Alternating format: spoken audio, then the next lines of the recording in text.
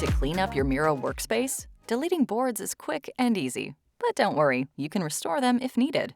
Here's how. To delete a board, head to your Miro dashboard. Navigate to the team with the board you want to delete. Find the board, click the three dots on the right, and select Delete.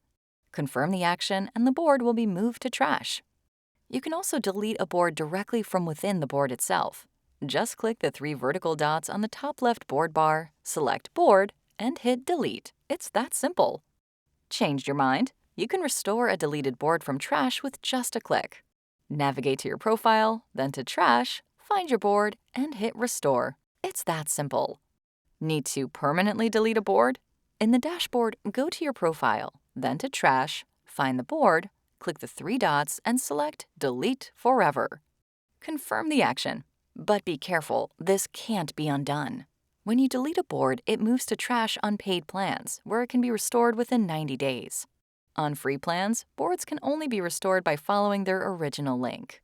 Now you're a pro at managing your Miro boards. If this video saved you time, give it a like and share it with someone who needs a cleaner dashboard.